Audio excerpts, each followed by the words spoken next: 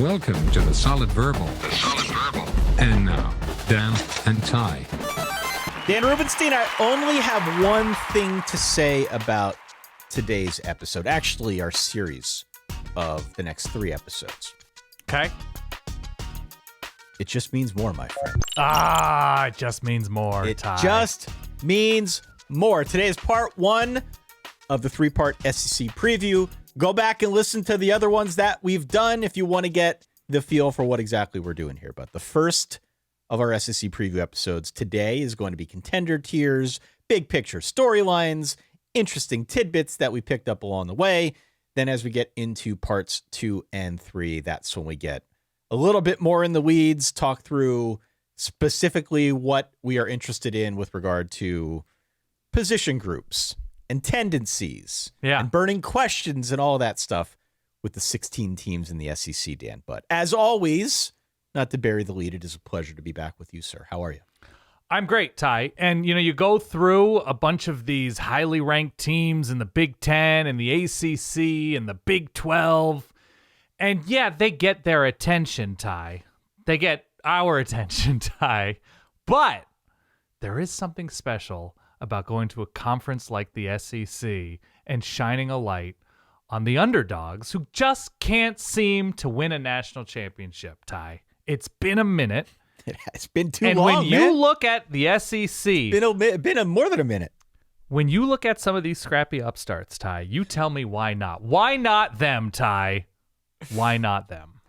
That's all. It is going to be a fascinating SEC season this year, and I suspect we're going to get into that over the next hour or so. Thank you for tuning back into the show. Hit follow, hit subscribe so that you don't miss any of our episodes. Of course, our Patreon is verballers.com. That's where you can go if you want to further support what Dan and I do. Got a bunch of awesome suggestions on the show we did with Josh last episode. Go back and listen to that one.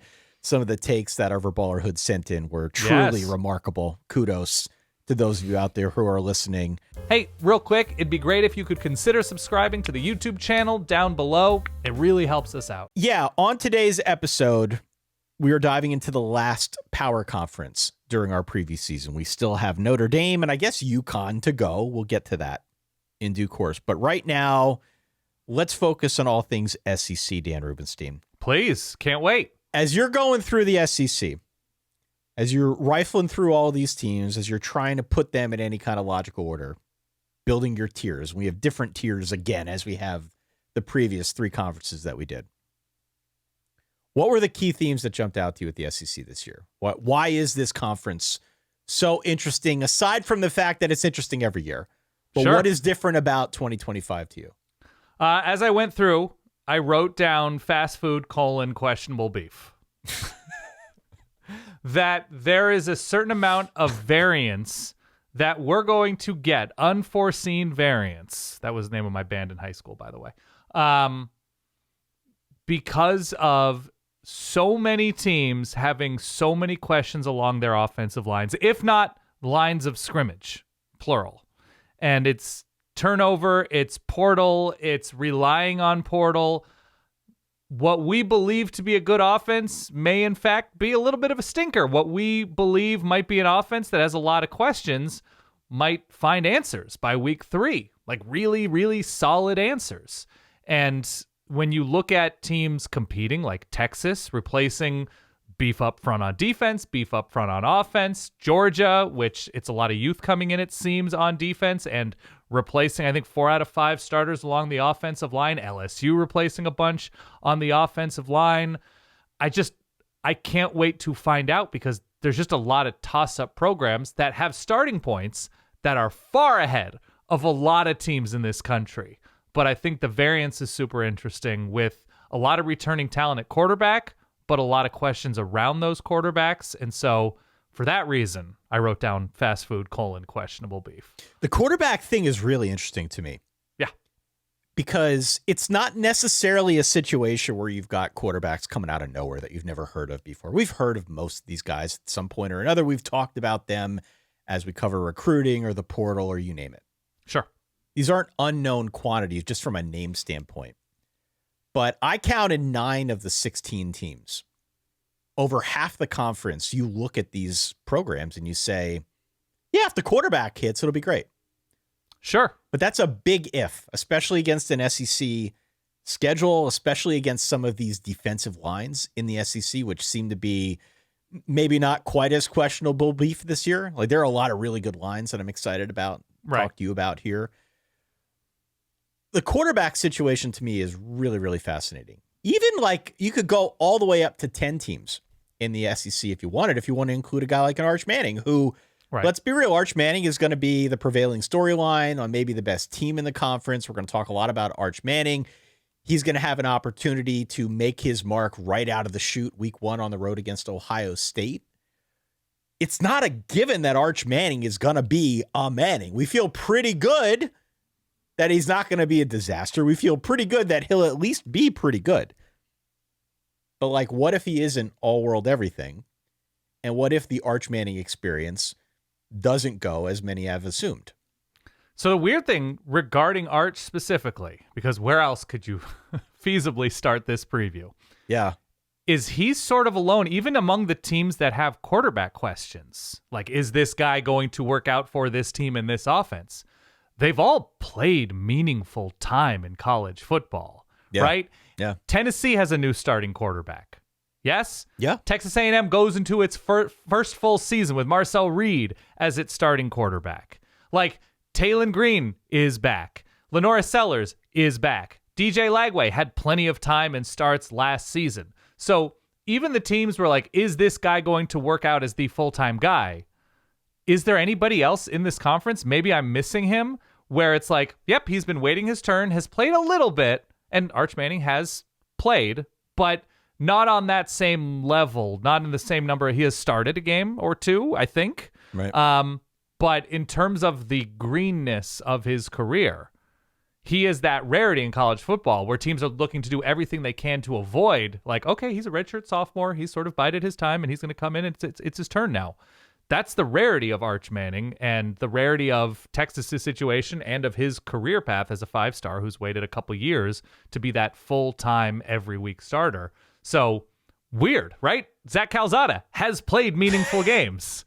Yeah. He's 37 years old. Yeah. This is his 7th year playing quarterback. Right. At the college football ranks. Yeah. It's the quarterback angle within the SEC. Yeah. Is somewhat unique to me. Yeah. Given where it's been in previous seasons. So we'll talk through all of that. My hunch is that it will have something of an outsized impact on how we put our tier rankings together. Now, if you go back and listen to some of the other episodes we've done, Dan and I, we do not consult with one another when putting our tiers together. We Correct. name them differently. We feel all sorts of different emotions as we group our teams accordingly. We will talk through and try to put some logic behind why we've got these teams ranked where over the next hour or so here. That's sort of the purpose of all this. But along the way, yeah, we're going to uncover some of these news stories, some of the interesting tidbits that we think give the conference a little bit of flavor. Do we want to start at the very top, Dan? You want to start with? By the way, I've since changed my tiers since locking them in about an hour ago. I have 5 tiers instead of 6. Continue. Let's start at the top.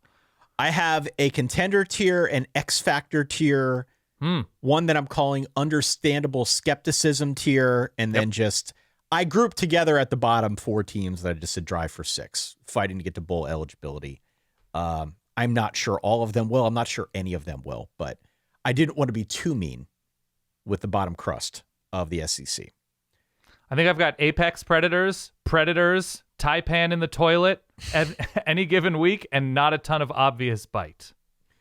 Who are your Apex Predators then? I'm assuming that's your contender tier. Alabama, Texas, Georgia. In that specific order. I also have Alabama, Texas, Georgia. Even though Texas may be the number 1 team in America when all is said and done with regard to preseason polls. But yeah. I have 2 other teams in my contender tier. Okay. I've got Texas A&M and I've got LSU. So I've got 5 in a contender tier. You've only got 3. Yeah, they're a tier down. In your mind, what separates the Bama, the Texas, the Georgia trio from whoever you've got next up?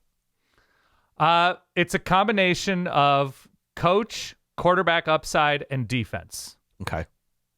And I think there is just a separation point after those three teams. When you look at what's back for Alabama's defense, the track record of Kalen DeBoer, and the upside of what we believe to be Ty Simpson with Ryan Grubb coming back with a really strong-looking receiving core. When you look at what Texas has on the back end specifically at linebacker and secondary, Sark winning games, being a playoff coach, obvious upside of Arch Manning, Gunner Stockton, you're going to have to sort of take Kirby Smart's word for it. I think he's shown himself to be fine. He would be the closest one to Arch Manning in terms of not starting a ton of games, but obviously experience in big games, has started a playoff game and played in an SEC championship game. And then the development on Georgia's defense and Kirby Smart having been there, I think there is a drop-off when you start talking about Lane Kiffin and Brian Kelly and Billy Napier and Mike Elko and Hugh Freeze and Brent Venables, guys like that, Josh Heupel, even though he's a playoff coach, just what they're bringing back. That's where my cutoff is in terms of like, these teams look like they're just built different. Like you, Ty, built different. Built different. I like that. Thank you. I will take that as a compliment. Mm-hmm. I found the questions weren't as loud about those three teams. You know, Fair. I love the upside of Alabama's roster. I also have Alabama as sort of the apex predator in this conference. I've got them one, just like you do. They've got more back than usual, which I think is a bit of a rarity for an Alabama team that's always loaded with talent. But you combine some of that veteran presence now with Ryan Grubb joining back up with Kalen DeBoer. I think with a quarterback who probably fits the system better than Jalen Milroe for as talented as he was, and clearly he's now playing for the Seahawks in the NFL, I do think Ty Simpson, I do think the other quarterbacks on the roster, they will have options at quarterback regardless of who it is, whether it's Ty Simpson or somebody else. Right. I like that quarterback room.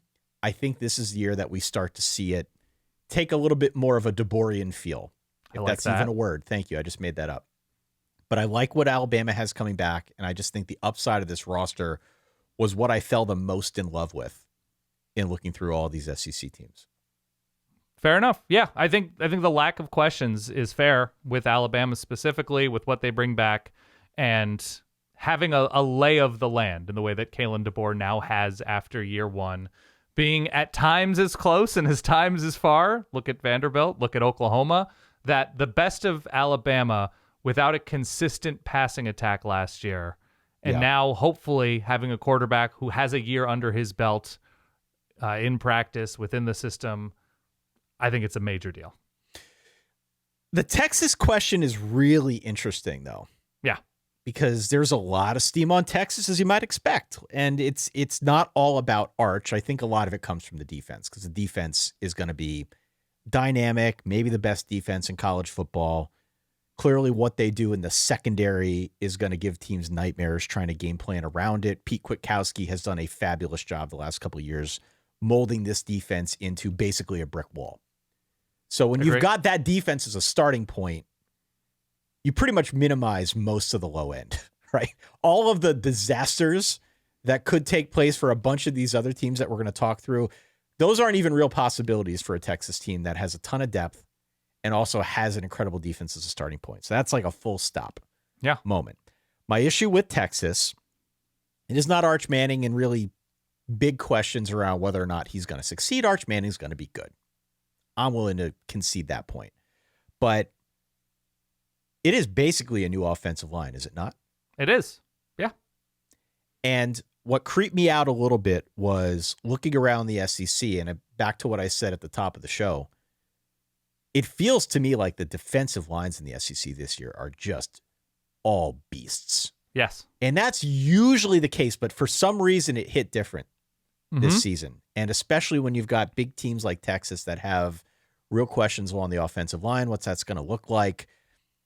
That was the reason. That was the main thing that talked me down Texas off of that one line, and I put Alabama there.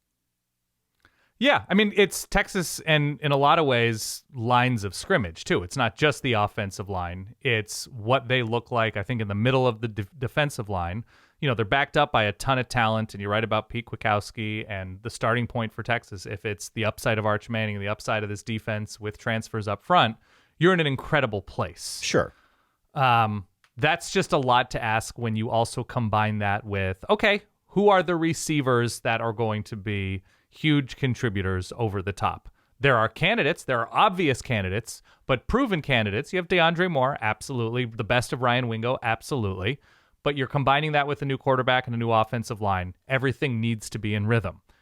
The great thing for them, Steve Sarkisian is really good at this.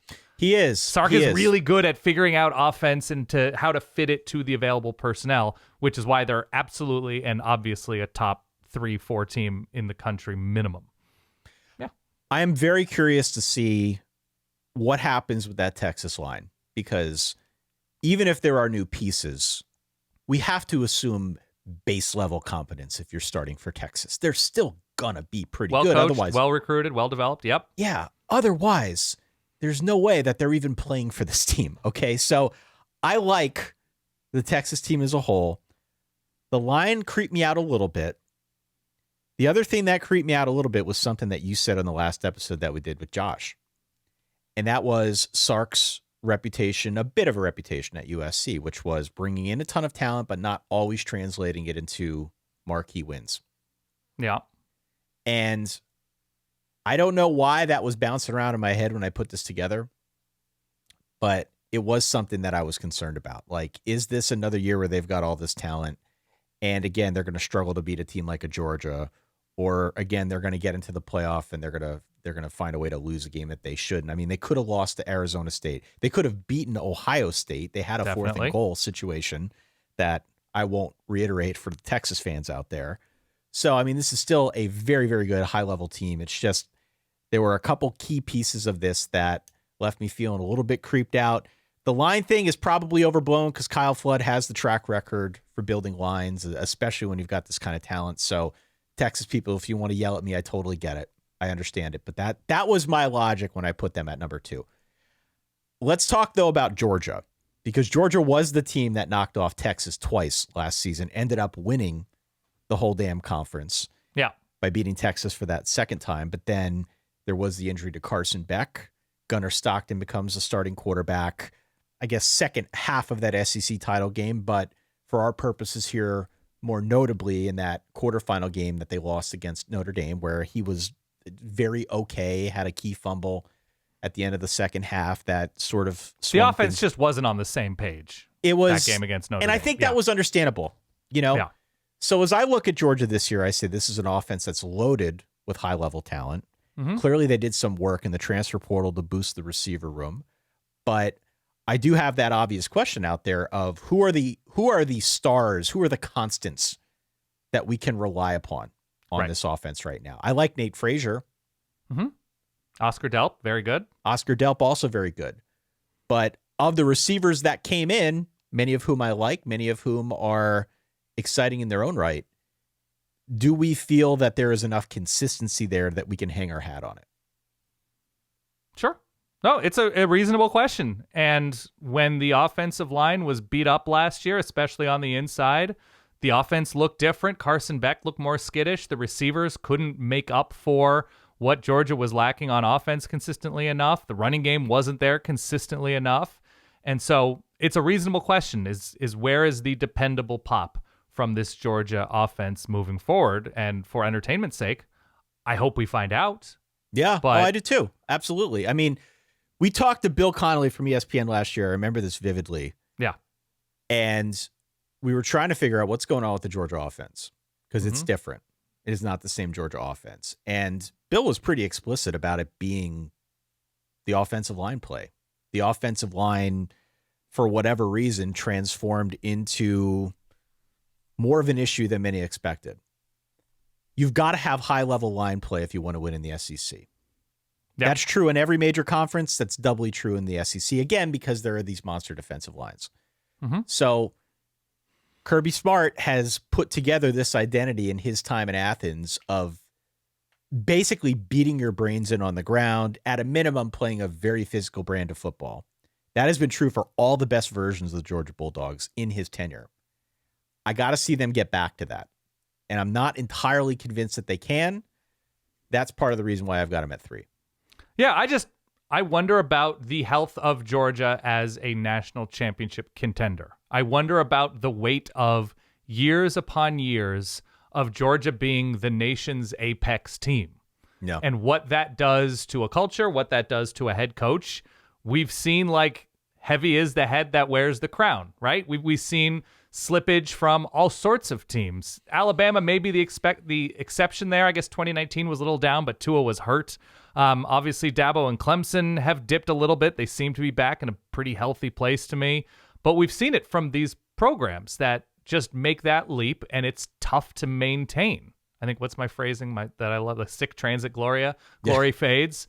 So, like, what does Georgia look like replacing as much as they need to replace in terms of full-time contributors and playmakers on both sides of the ball?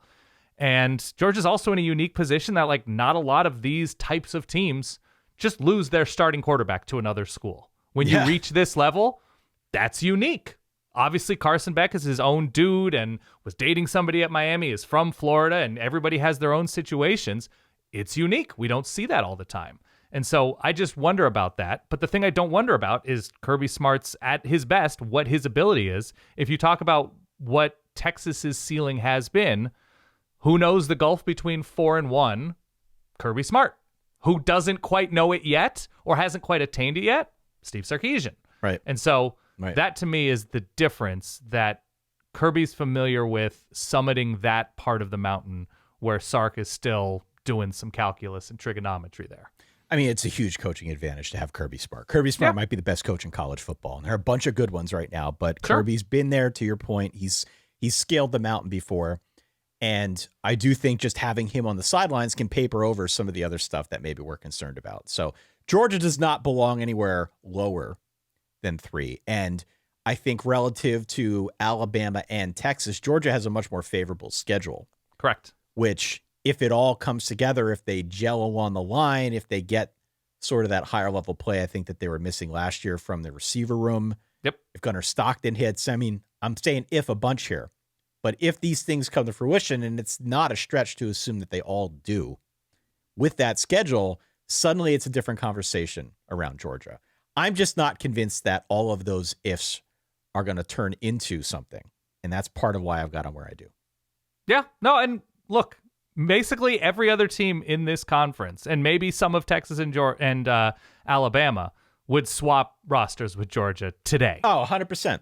100%. Yeah. Maybe you keep your own receivers, right? Maybe a couple of your own offensive linemen, but by and large, when you especially look at the guys on the defense that are developable, Georgia's in a great place.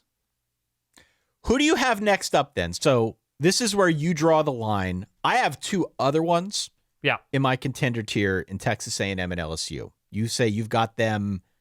Are they in that order, the next rung down? No, my next team is LSU, and then after that, I have Ole Miss. Okay. Let's stay with Texas A&M then for a second, because they're next up on my list, and then I get to LSU, and we can sort of talk through some of these other points of disagreement. I liked A&M way more than I expected. Okay. And when I started doing this, I've done this for all the conferences that we talked through. On my little sheet, I put together a tier ranking before I do any research. Take a screen grab of it, and then I see what it looks like after I do all the research. A&M was the team that I bumped up the highest, that I didn't expect to be as high as they are. I love this team, okay? I do think there are limitations, but they have an absolute ton back. They're going to have a beast rushing attack. I jotted down that they're the Alabama of ULMs this year.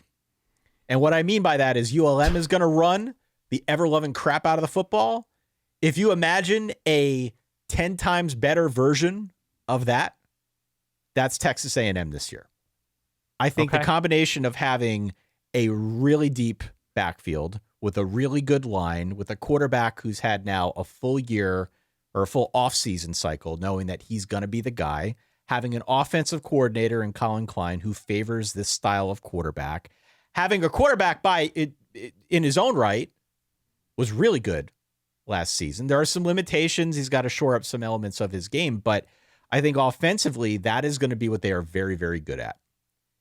And then you factor in a guy like KC Concepcion, some other guys that maybe can blow the lid off a defense. Like, they can do some interesting things with this offense that I don't think the average college football fan is fully grasped yet. Sure.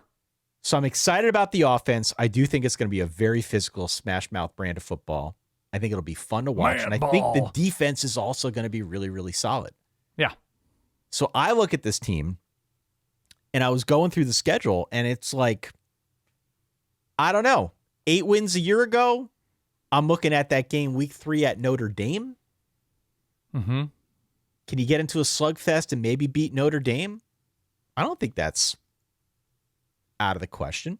Right. Can you go to LSU and play a slugfest brand of offense and run the ball on a defense that maybe is improved but is still not where they want it to be? Convince me that. Mm-hmm. Could you play Texas in a rivalry game last year of the season and have something weird happen? I'm not making the case for 12-0, Dan. But I'm just saying I like this team way more than I expected when I considered all the factors, especially with how I think they're going to play on offense. Everything you said is realistic and makes sense. My counterpoint is they're Texas A&M and they go 8-4. Okay. It's fine. Find a new coach, 8-4. Find a new coach, 8-4. They do it in different ways. The road traveled may be a little bit filled with more gravel, a little bit smoother ride, better quarterback play, worse quarterback play, get scared against UMass and App State, whatever. But that's the concern. That's the concern, that there is the weight of expectations that this program, no matter who the coach is, that they just have a lot of difficulty realizing. And now that they're in a more difficult conference with everybody having very clear and dangerous upside for the most part. Like, A&M's starting point is still questions about the defensive consistency. Still secondary. Questions about... More in the secondary because there were some issues on the back Maybe some end pass of that rush. defense. Yeah.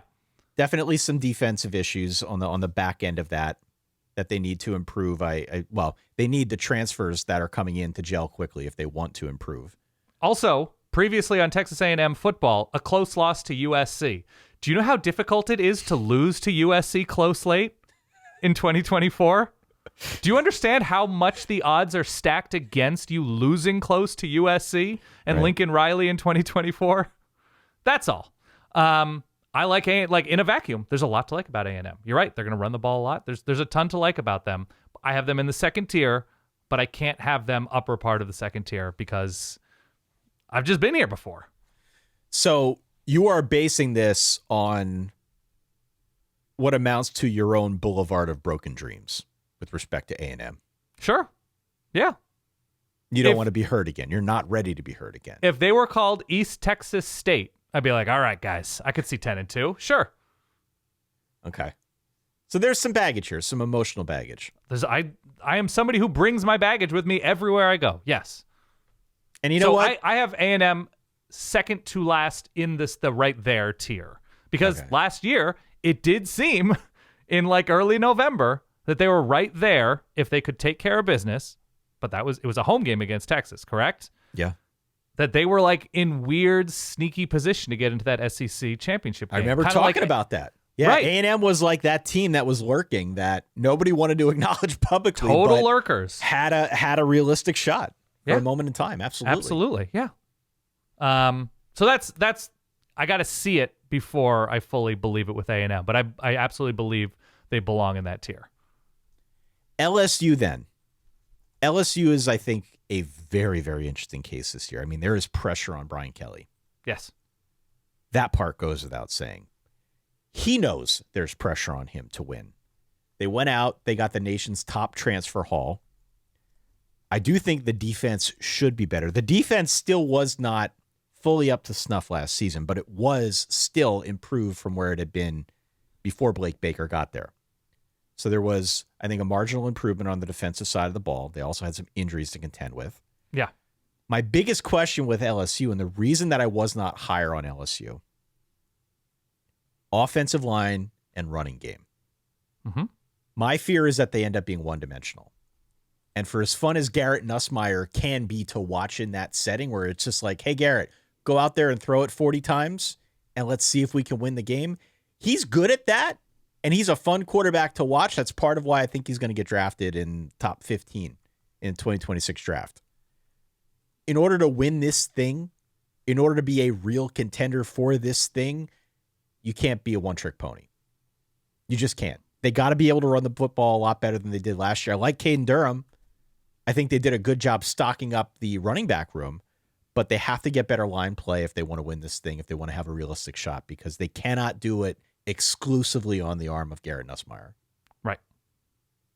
Yeah, I'm with you. I think there are things that need to be fixed. I like the talent level. I like how active they were in the portal.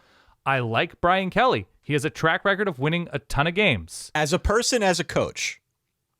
Well, goes without saying person. Seems terrific. An authentic Southern accent, too. Yes. Does he still have that? Yeah. I haven't heard it. It's unintelligible now. It's so deep. He's like Ed Orgeron. Continue. Yes. They win a bunch of games. They develop quarterbacks, obviously. They waste a Heisman season a couple of years ago. Yes, obviously. There are playmakers out wide this year. There are playmakers on defense this year. Do they have the singularly most talented defensive player in the country, in the conference? There are conversations, about Harold Perkins and his usage, and his upside is very clearly the best defensive player in the country if he comes back healthy.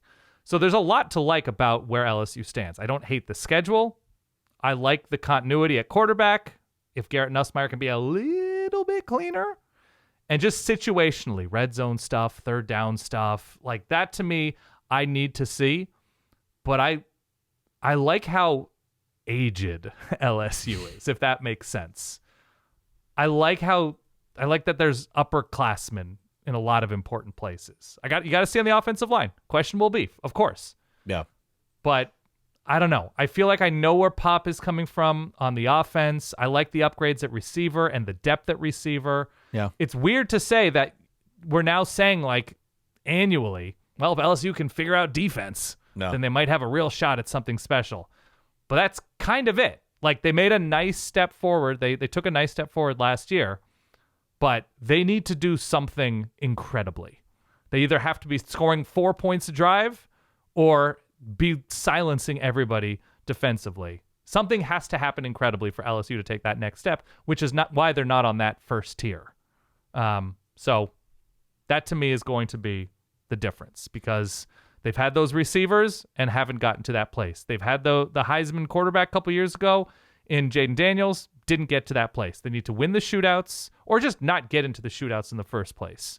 But I think there's enough obvious pop from this offense. I like Caden Durham as a running back. It's the running game specifically that needs to be figured out. So, and I think the schedule's fine. I think it's spaced out enough. You get the annual bye before Bama. Like, I think it's fine. The schedule's really interesting because I think if you look at this and just react to it, again, without doing any of the research, you look at it and you say, this is a murderer's row. And it is not an easy schedule. I am not implying that. They open on the road against Clemson.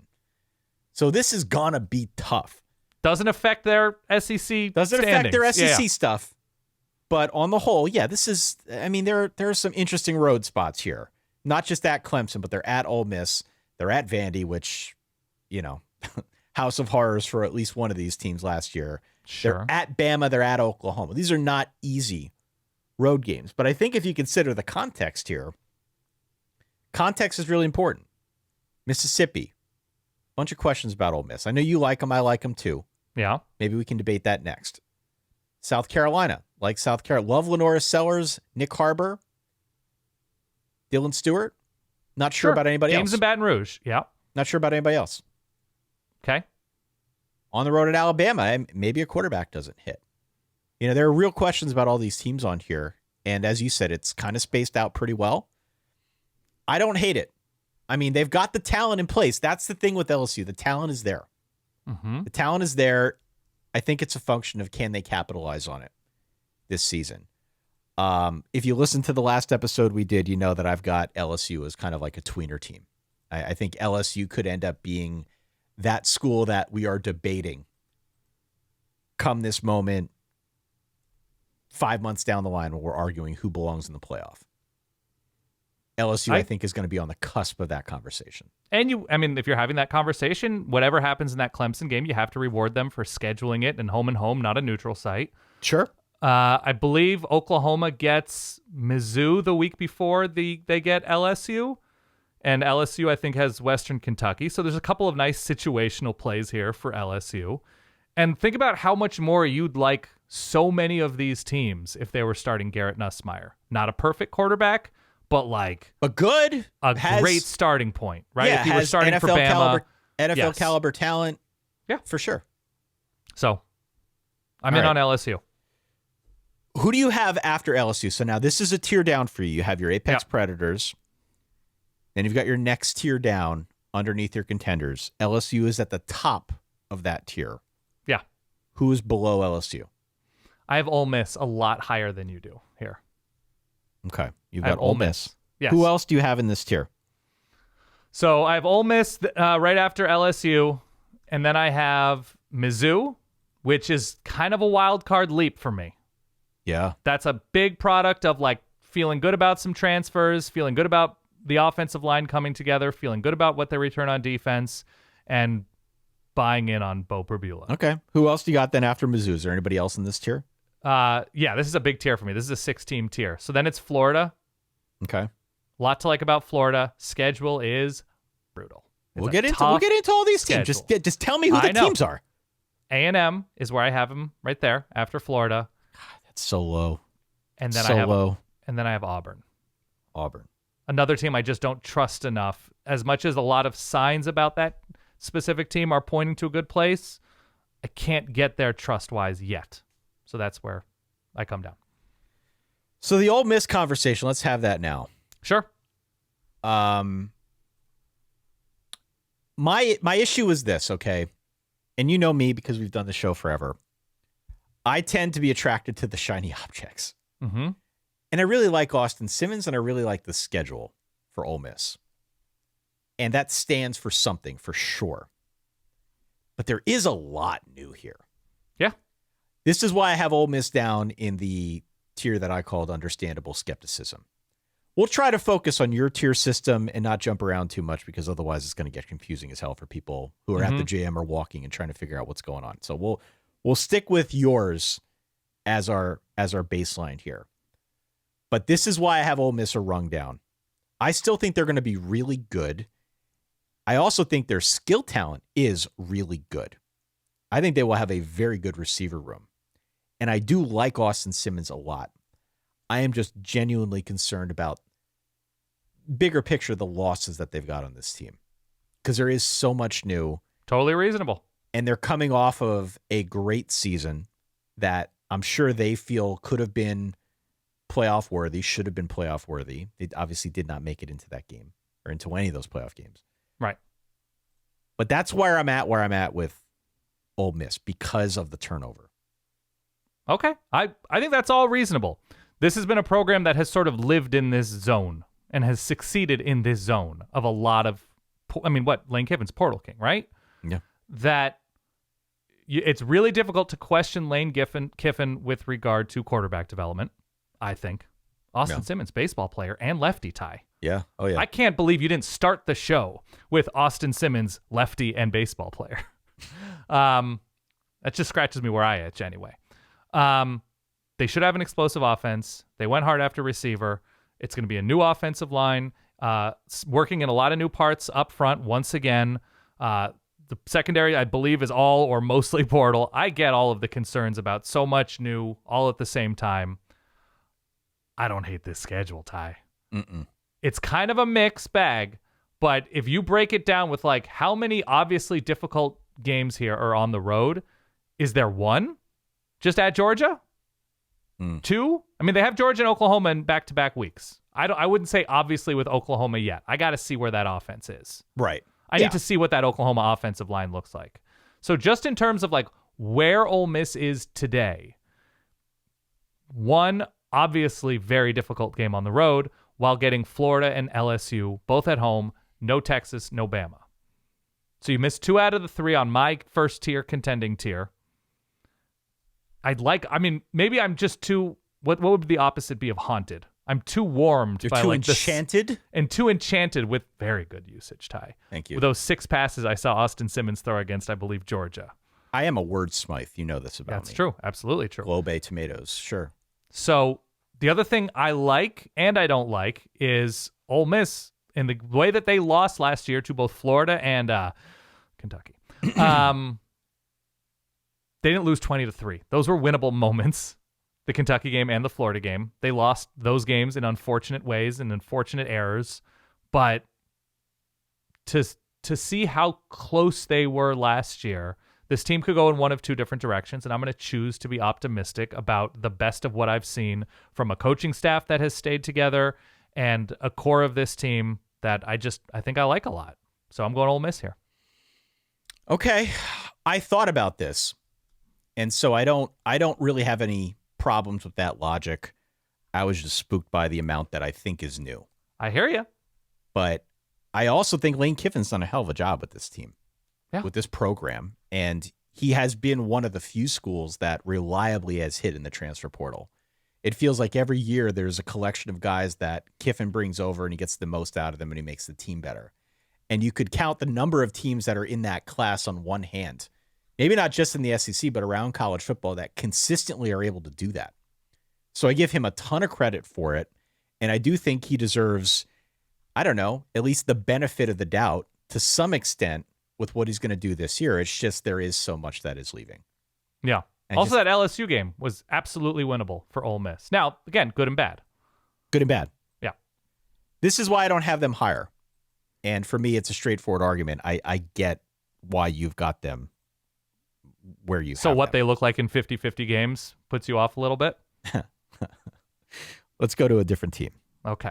No, I'm serious. They didn't I'm look with good you. in those 50-50 moments Yeah, last yeah, yeah. year. No, absolutely. I'm Okay. I'm laughing because it's like you're in my head here. Okay. I had have so many of the Mizzou same next. thoughts. Yeah. For your consideration on any podcast player, search Solid Verbal, find us, and hit follow or subscribe. It's just that easy. I also have Mizzou next. Okay. So here is the thing. Incredible schedule, yeah? Yeah, I mean, how do you discount that, right? You can say can't. that they are the 9th best team, but have the first best schedule. They have the best schedule. Like, I don't know. There's You something can't great discount about it. I mean, all this stuff is interrelated. Yeah. Incredible schedule. Love it. Ton back on defense. Love it. Mm-hmm. I think a lot of talent on the offensive side as well. Yep.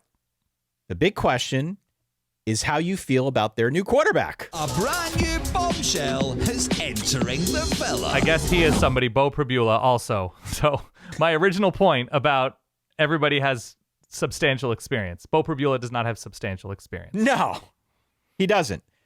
Beau Pribula was, in effect, the running quarterback for Penn State last year. I like Beau a lot. Beau won at the high school level. Beau came in and had true leadership qualities at the college level. They just didn't use him to the full extent. Okay, they used him as a bit of a change of pace, sometimes annoyingly so, but he always was very, very good in that role. Yeah. Beau Pribula can run. I suspect we're going to see some read option. I suspect we're going to see some RPO stuff. I suspect they're going to find ways to use Beau Pribula's skill set this year on offense. I think that will be fun as hell to watch. My question with Mizzou is if Beau has to drop back and throw it 35 times a game. Okay. Then what does that look like? We didn't see him air it out a whole lot at Penn State. It was mostly shorter underneath stuff, low risk type situations. This is not to say he is a bad passer. This is only to say we don't know how good of a passer he can be. Agree. And so the upside there, I think, remains to be seen. But the Mizzou project as a whole, I think, is flying very much under the radar. And I think the schedule is just going to amplify what their potential is here. Their over-under is 7.5 this year, which feels really low to me given the schedule and given what I still think they have from a talent standpoint on hand. So I am bullish on Mizzou. Remember, my next tier down was what I called X Factors. Yep. I've got Mizzou squarely in that X Factor tier. I understand the 7.5 number.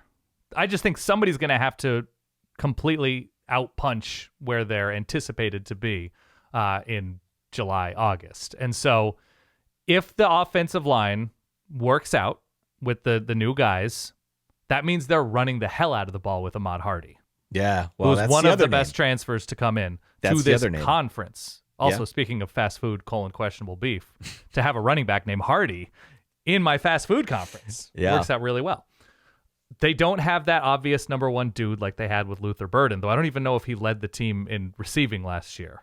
And that was more a product of not really taking as many shots, it seemed. Brady Cook didn't last year for whatever reason. But continuity with Kirby Moore on calling the game for the offense. I just think schedule-wise, it's so great that if they're a B-plus team, they can threaten double digits. They can absolutely threaten double digits, and the shift on offense, I think, is probably the most important thing. Like how Pribula performs, Sure, is going to stand for a lot here. But how they shift they were very pass heavy last year, but short. but short, right? And part of the reason for that was because they lost a lot from the previous year, and the running game wasn't where it had been Right. in 2023. But now this year, I could see them shifting a little bit more back in the direction of a run offense. You've got a quarterback in Pribula who can run a lot of that read option, RPO stuff. I think they'll be fun to watch, and I think the schedule gives them a lot of upside. Yep. But again, I come back to what I said at the top. I like Beau. I've probably seen a lot more of Beau than most of the people listening. So Okay. I tend to believe in him. But it is another situation where it's a question of, hey, if the quarterback hits, we could have something here. But if not, too many Fs at quarterback. Yeah. That's the story of the SEC this year. Yeah. And it's also, by the way, I mean, Brady Cook had been beat up the past year or two. We might be discounting just how good he was at his best for Mizzou. Totally. I completely Just sort agree of with like, that. has Stetson Bennett gotten better every year since leaving Georgia? Maybe. In the eyes of Georgia fans, in retrospect, he was. I mean, I think Georgia fans love Stetson Bennett, but yeah, that we're just going to have a quarterback come in and approximate where Brady Cook has been these past couple seasons. That's assuming a lot, and so that would be worrisome. Brady Cook was really good, but yeah, I think the ceiling of Beau Pribula has them as a very competitive team. So your top three teams were Bama, Texas, and Georgia. Correct. Space. Then we have LSU, Ole Miss, and Mizzou, who we just talked about. Mm-hmm. The next one up on your list is the Florida Gators. Correct. You've got Florida, I guess, 7th in the SEC. I've got them 6th. So we're simpatico, at least with respect to the Gators. Yeah. The first thing that I'll call out, and this jumps off the page at you, because we've done too many of these previews to not recognize stuff like this. It's just amazing the tone shift. The tone shift that takes place when you find your quarterback. Totally. In Florida's case, it may have altered the entire trajectory of the program and Billy Napier's stay in Gainesville.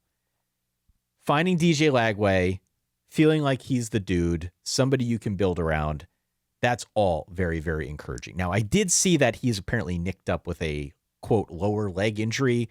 Who among us, Ty? I know. I watched a video from our friend Gator Dave at Gators Breakdown, he was not reporting this. He was just reacting to more news that, okay, maybe DJ Lagway's banged up. It doesn't seem like it's going to be any kind of serious thing, but of course there were some like arm concerns, and now there's this. And I think you would like a little bit more certainty about health going into a new season about your star quarterback. But alas, For sure.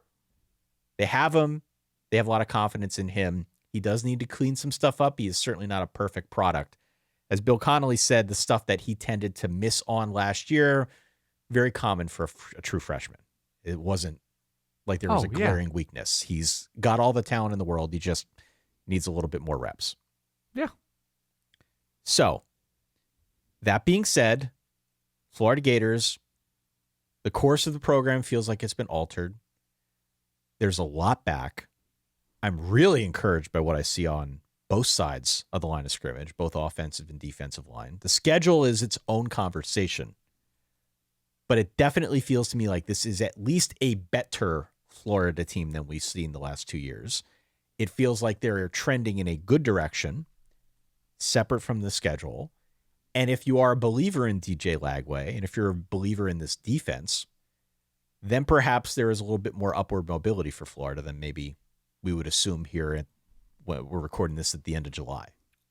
Yeah, there are thin spots on this Florida team. Maybe the inside of their defensive line, a couple questions along the offensive line, but by and large in a good place up front.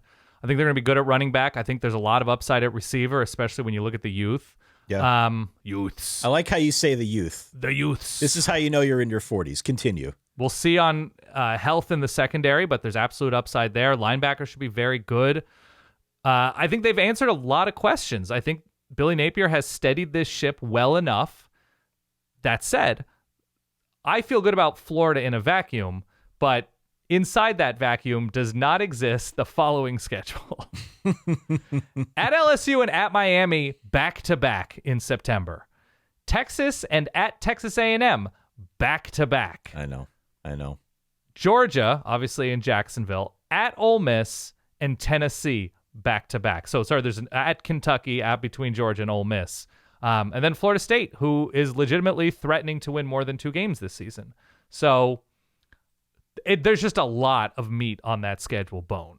And that has me a little... If I'm going to say, like, I like Ole Miss because there's only one obviously threatening game away from home. Yeah. I use that terminology because Georgia's not technically a road game, but it's not as comfortable as playing in the swamp. So I think Florida's really good. I think the upside of Florida is pretty great. They were an explosive passing team last year, a year ahead of schedule to me.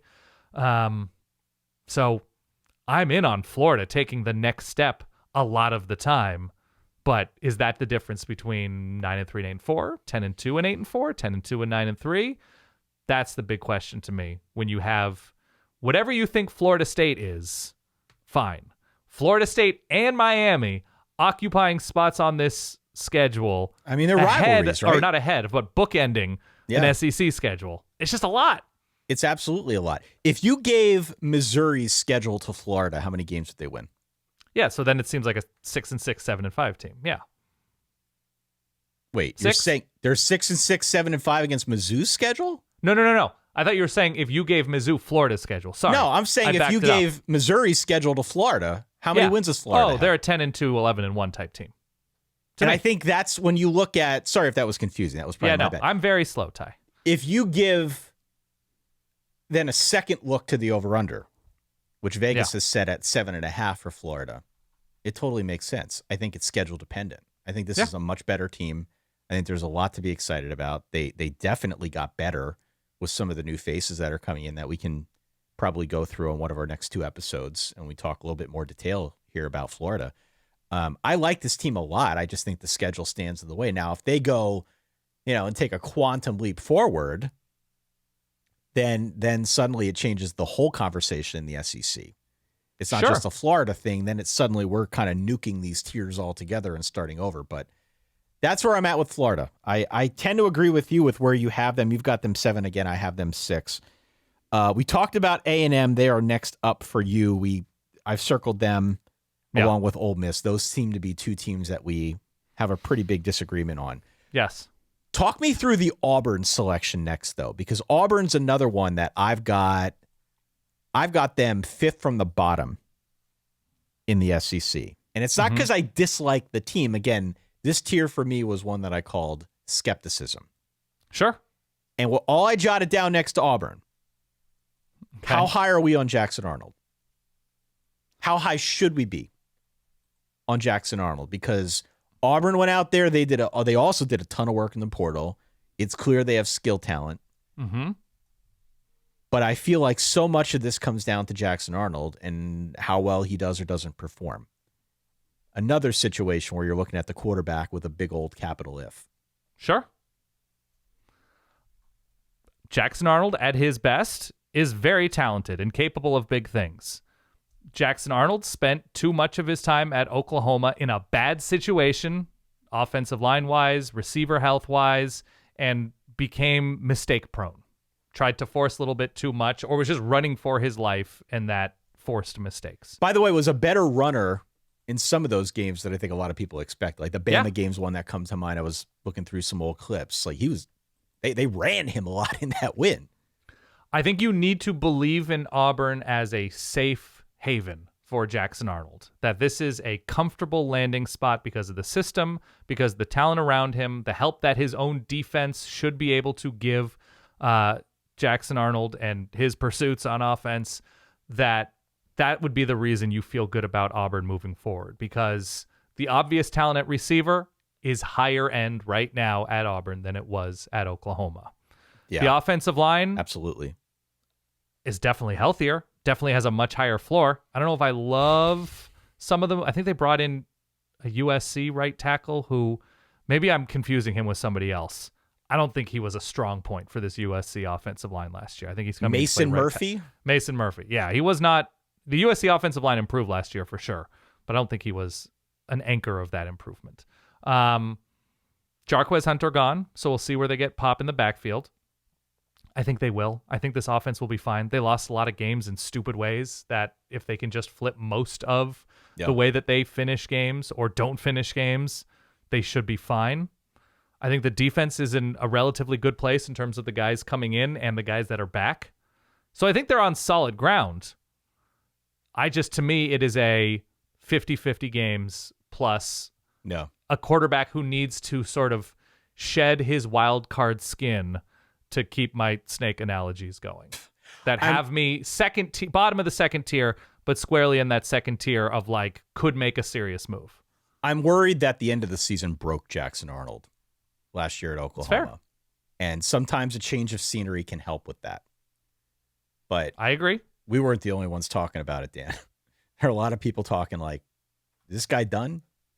Does he have the yips that he can't get over at this point? Because it just seemed like it all fell apart for him. But I think you're 100% right on the Auburn side. What's interesting when you look at this team, there was a lot of production last year. This wasn't necessarily a bad team. They just had a lot of difficulty converting that into something, especially in the red zone where they were one of the worst teams in the country. They're awful. In the red zone. Just back-breaking mistakes, yeah. So there are pieces there that I think you can look at in retrospect and feel good about.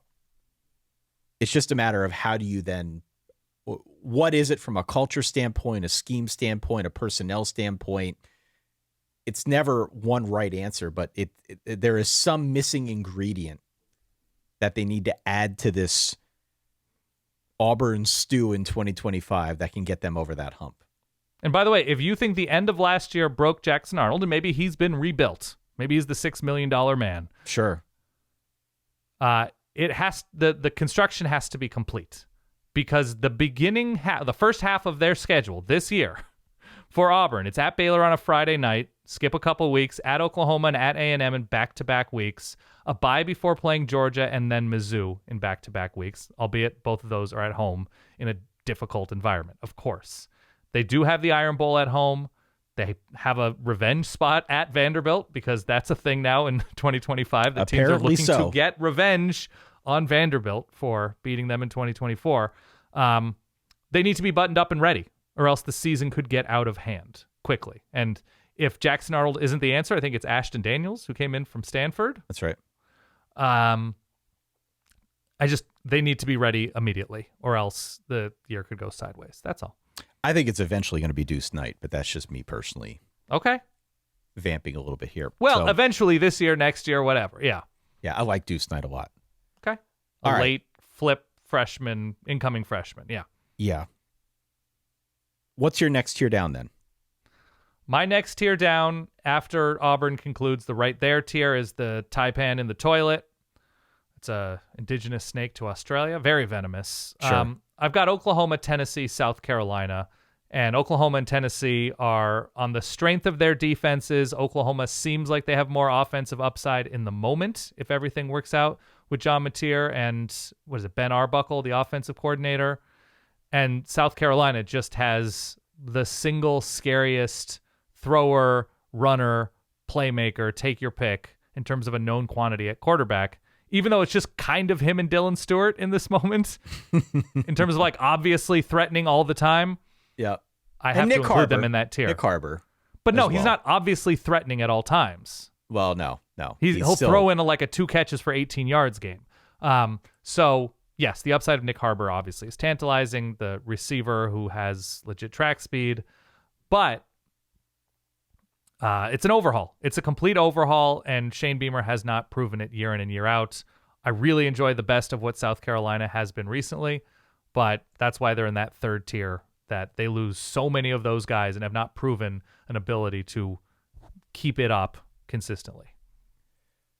The Oklahoma, so I had Oklahoma one rung up. I have them 6 in the SEC. You're a little bit lower on them, but we're around the same. Mm-hmm.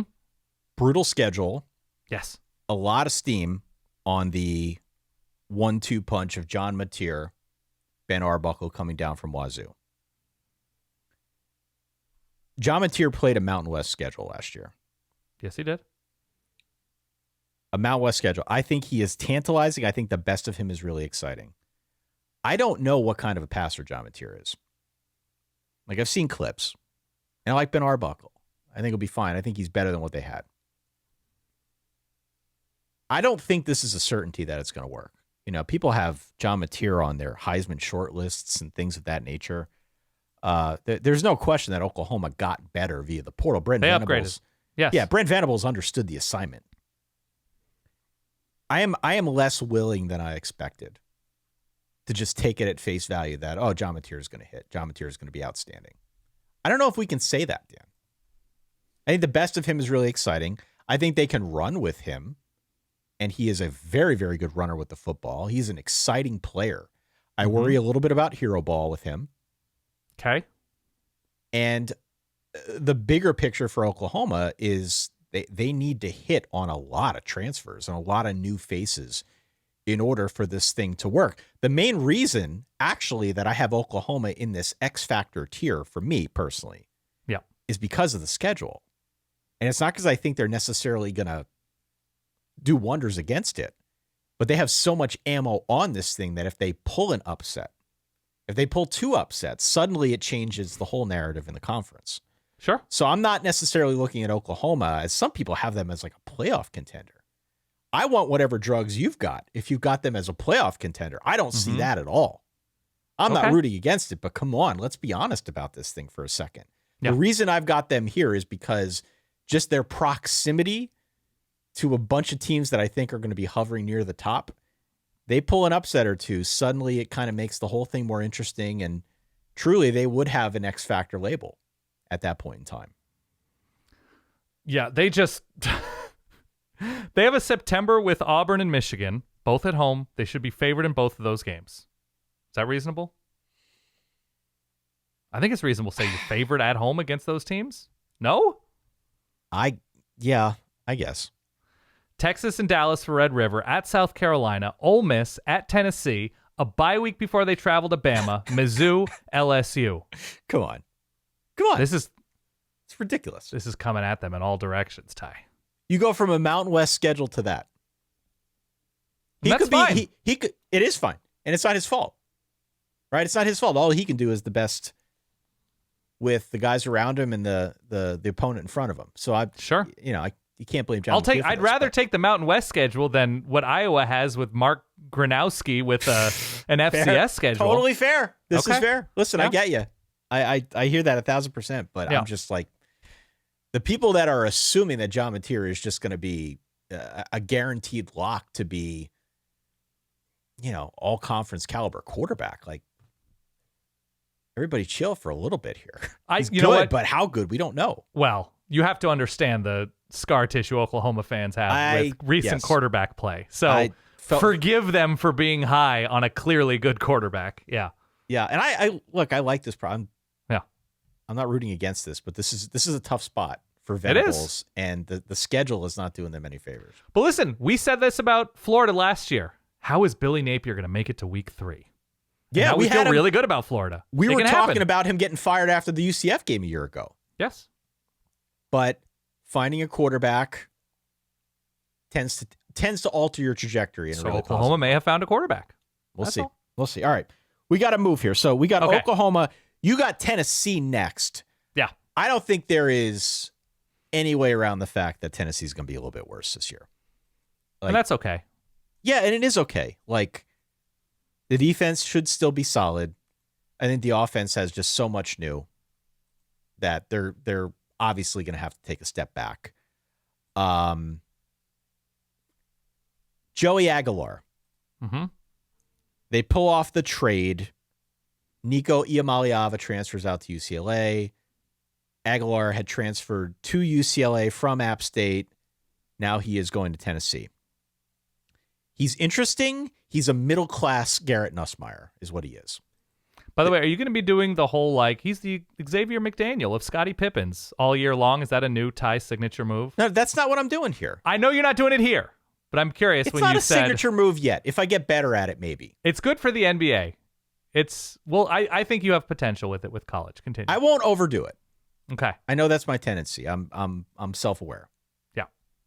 But the reason that I compare him to Nussmeier is because there is that hero ball mentality, going to try and force it into a window, potential for turnovers, Okay. also potential for a lot of upside. I don't think this is a horrible system for him, and I think he'll be very, very productive. But I do think there's a mistake-prone quality to his game, and I do think that there is enough new across the board that, Josh said it on our show yesterday, or on Sunday, it seems like a pretty obvious step back for Tennessee this year, and that's fine. That's okay. Yeah. And there's still a good amount to like about Tennessee. Even if they're not going to be a playoff team this year, the amount that they return from an excellent defense. Jeremiah Smith, not on this schedule, okay? No. They return enough to make you feel really good about their defense. There's enough back on offense and enough coming in on offense. I like the receivers enough to make me think that they can win games 20-17 rather than 17-13 or 13-10. That there is enough here that makes me think they can smother a bunch of teams if they can finish close games. No. So this was always going to be sort of a like bridge year. The schedule, they do have Georgia. They're at Bama. They open with Syracuse. They're at Kentucky and Oklahoma right after the Bama game. Yeah. I think they finish at Florida and Vandy. Schedule's not amazing. It's not terrible, but I wish they had somebody who wasn't their like 11th choice in April starting at quarterback. I know. I think they made the most of it though. Yeah. And as we talked about on the previous episode, there is seemingly a big sense of pride within the Tennessee fandom that they would draw a hard line in the sand and not cave to whatever Nico's demands were. I still don't know what exactly they were. But they are where they are now. Aguilar's not a bad quarterback. He is not a bad quarterback by any stretch. I do think disappointed a little bit last season. But at the end of the day, you get a guy who is not afraid to throw it, somebody who I think fits the system reasonably well, and the defense will remain solid. They don't have James Pierce anymore. Like they do lose. No, but they play a ton of guys on defense. They do lose some key pieces on that defense, which should not be overlooked. But they'll still be really solid there, and I think they'll be led by their defense. Yeah. Then that brings us to the, I guess, last team in this rung for you, this tier, yeah, which is South Carolina. The three big names are Lenoris Sellers, Nick Harbor, and Dylan Stewart. Okay. Those three guys are super exciting, have an incredible amount of talent, and I think do a great job distracting from the fact that this team lost a ton on defense. And it's a brutal schedule. Yes. They've got 6 of their last 7 games potentially against top 15 caliber teams. So exciting at the top, some real pro prospects that are worth talking about that we're going to cover throughout the course of the season. I'm not sure about the rest of the team. Right. And that's the issue for me. Like the offensive line has been an issue for South Carolina for, I don't know, the last 5 years running. While now. Yep. Are they going to get better there? Is this going to be Lenoris Sellers being Lenoris the creator again? Just do what you can do. Or is there going to be more of a supporting cast here? That I don't. Can we finally realize Nick Harbor as this exciting prospect? Track speed, incredible physical tools. Are they going to find a way to utilize that? I don't know. What's the defense going to look like beyond Dylan Stewart? I'm a little bit unconvinced. I think there's a bunch returning in the secondary with experience anyway. Maybe not star power, but experience. I think on the whole, better on offense, worse on defense. I have questions about the depth beneath. You think they're going to be better on offense this year? I think because of Lenoris Sellers' experience? Okay. I think a little bit better on offense. But no Rocket they Sanders. lost a ton on defense and a brutal schedule. Yeah. So I'm skeptical. Yeah, the schedule, man. Opening with neutral site game against Virginia Tech, getting Vandy and at Mizzou. And I'd say what you about Vandy. I think they're going to be dangerous, especially early on in the year. And then to finish off with a back half that includes at LSU, Oklahoma, Bama, at Ole Miss in consecutive weeks. And then A&M on the road and Clemson to finish with Coastal Carolina between. It's just a big ask. It's a big ask for a team looking to go 9-3, 10-2 to build on last year. Let's bring this thing home. So just to reiterate now. Yeah. Your first tier is the Apex Predators, Bama, Texas, Georgia. What was the second one called again? Right there. Right there. You've got LSU, Ole Miss, Mizzou, Florida, A&M, and Auburn. Correct. What was this next one? The Taipan in the toilet. Or it could be Taidan in the toilet. That makes it a lot creepier, but Taipan in the toilet, yeah. Oklahoma, Tennessee, and South Carolina. Yeah. If your starting point is Lenora Sellers, it's a great starting point. Yes, agreed. On my end, it's slightly different. My 5 contenders are Bama, Texas, Georgia, A&M, and LSU. My X factors are Florida, Mizzou, and Oklahoma in that order. And then the skeptical tier for me is Ole Miss, South Carolina, Tennessee, and Auburn. So right. Auburn's one that we, I think, disagree pretty heavily on, or I guess not that heavily. Right. We do have the same 4 at the bottom of the conference, which is Arkansas, Vandy, Kentucky, and Mississippi State in that order for me. Is that the same order for you? I believe so, yes. So the questions for these teams, to be anyway, seem pretty straightforward. On the Arkansas side, I love Taylor Green. I loved him last year. Mm-hmm. How much can Taylor Green and his playmaking ability overcome a brutal schedule and what I think are very obvious limitations on defense? And just new players all around him. And new players all around. Yeah. They lose a bunch. They had to recruit a bunch out of the portal. It's just a lot. How much can you put on one guy? You know, he was already prone to mistakes last season. Arkansas is going to find itself in some interesting shootouts this year. Yep. They might be very fun to watch. Their over-under at time of recording is 5.5. Makes total sense to me. Correct. Vandy. Are we buying into the Diego Pavia thing again? I think the best of him, yeah, absolutely. Why would you not? He's 34. He's ready to roll. He's still playing. He still has maybe the best tight end in this conference. I don't know. Especially if they can keep things relatively close in some of these bigger games. I do trust him to give Vandy the absolute best shot to win those tight games.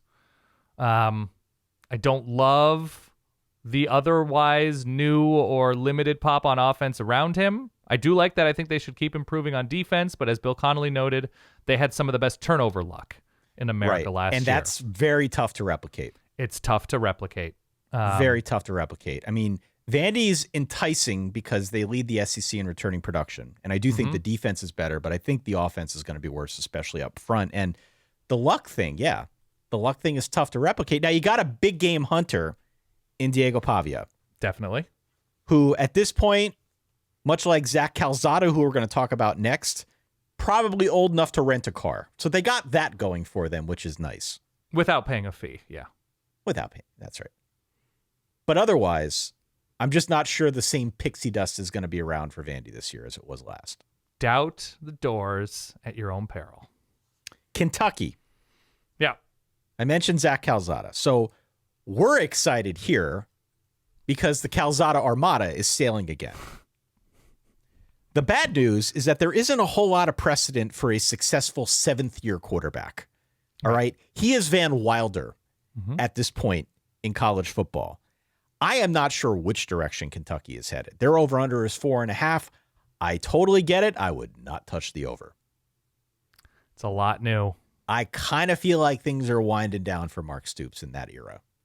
They got to find a lot of money if that's the case. $50 million-ish? 40 to 50, somewhere in there, yeah. Somewhere in that neighborhood. It's sizable. It's just the difficulty in finding offense year over year over year. This was not a good offense. It did not work out transfer-wise. It did not work out at quarterback last year on offense. And there's a lot to like individually about different parts of this defense. But There's only so much you can do if one side of your team is at best, an enormous question mark.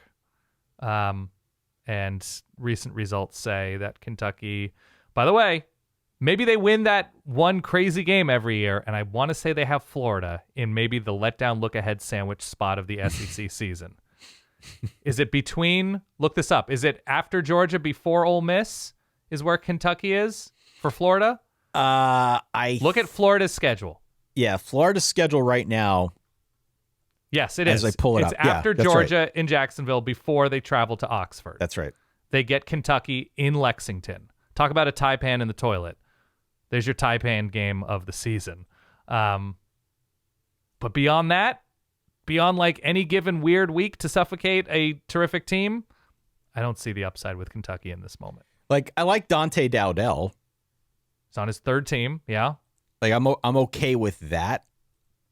And I would say, broadly speaking, like, I see some upside for the line.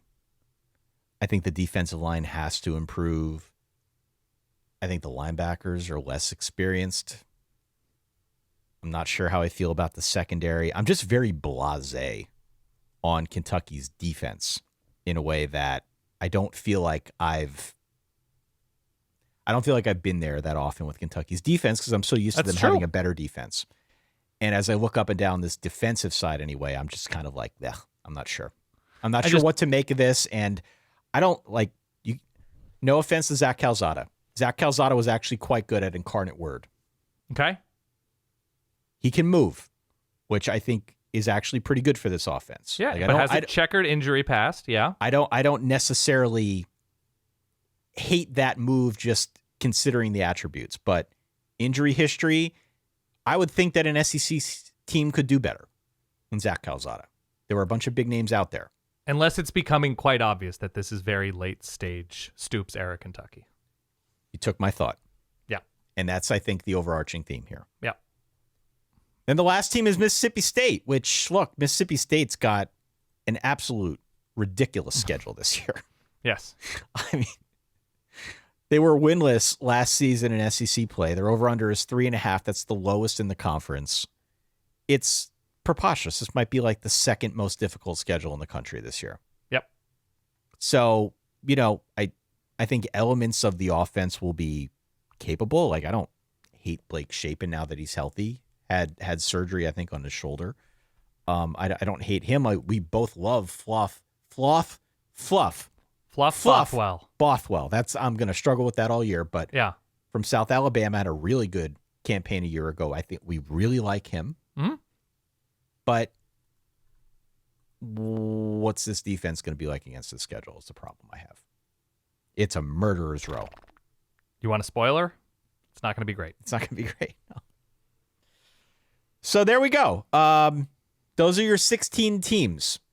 Those are sort of an approximation of our tiers.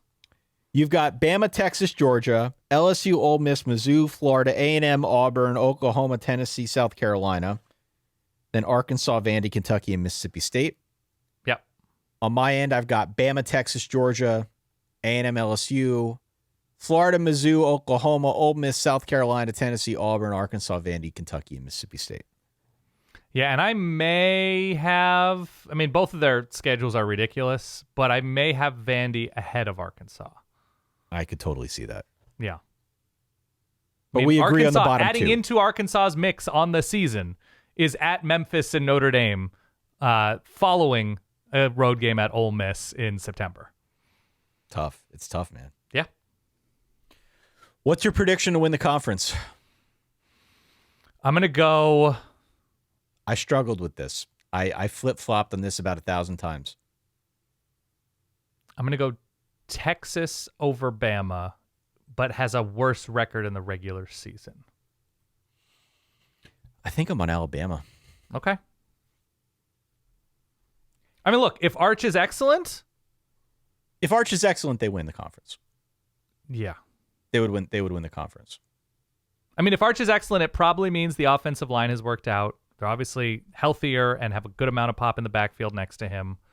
It means that up front, the transfers worked out on defense. I'm not worried about anything else on the Texas defense. So I think there's a lot to love about where Texas is right now. So I'm gonna I've got Bama. I've got Bama over Texas. I like the second year bump that I think is going to happen with Kalen DeBoer, with Ryan Grubb joining, a loaded roster. Something about that was speaking to me. So I'm going to go Bama. By the way, Bama and Texas, both in the playoffs. Yeah, obviously, if they win the conference, they're going to get in regardless. But I've got Bama and Texas making the playoff. I won't spoil too much, but I will say that I've also got Georgia and Texas A&M making the playoff on my side. Sure. We will do that playoff prediction and season prediction show in a couple weeks, but I think 4 SEC teams get in. And more to the point that I made on our last episode, I think LSU is on the outside looking in when push comes to shove. They're kind of that cusp team that's going to go 9-3. By the way, just to bookend the thought that was I already proved to be incorrect. I proved myself wrong when I said Arch Manning stood alone as an unproven quarterback in a sea of proven or experienced quarterbacks, and totally forgot about Beau Pribula. College football as a whole, the powers, what we perceive to be the powers, so many of them have new starting quarterbacks. Yeah. But when you look at the Big 12, when you look at the ACC, and you look at the SEC specifically, there are so many familiar faces at quarterback. Oh, yeah. And I love it. Oh, yeah. That maybe not at the highest end, maybe not at teams competing to win the national championship, but like that we have a concept for so many of these guys, that we have a history with so many of these guys is pretty great. It's pretty amazing. I love it. Look, write in. Let us know your tiers. You know what ours are. solidverbal@gmail.com is the email. You can always hit us up. You can also reach out on any of the social platforms. We'll make sure we post this stuff out there as well. Of course, follow or subscribe if you want to hear the remaining 2 parts of this episode, this SEC preview series of episodes, I should say. And then obviously everything we've got coming up this season. Verballers.com is where you can go if you want to support further what Dan and I do. You get the shows without the ads, you get bonus content, you get a whole bunch of other stuff. Correct. Verballers.com. We hope you're willing to stay with us the rest of the way here, because the season is getting awfully big in the window. We're recording this at the end of July, but people are listening to this in early August, only a couple of weeks removed from there being actual college football action. So make your plans accordingly. As we get closer, we will talk through what all of that means and help you stay as prepared as possible. But for now, this is our part 1 of the SEC. On our part 2 and part 3, we're going to go into much more detail on all 16 of these teams. We'll break it up into 8-8. And hopefully you'll come out of that feeling a little bit more informed. Definitely. Why don't we leave it there? Good show. I enjoyed it. Same. I enjoyed you, Ty. You did great. Thank you. Great performance from you. For that guy over there, my good friend Dan Rubenstein, for myself, Ty Hildenbrand, thank you, as always, for your ongoing support. We will talk to y'all on the next episode. In the meantime, as always, stay solid. Peace.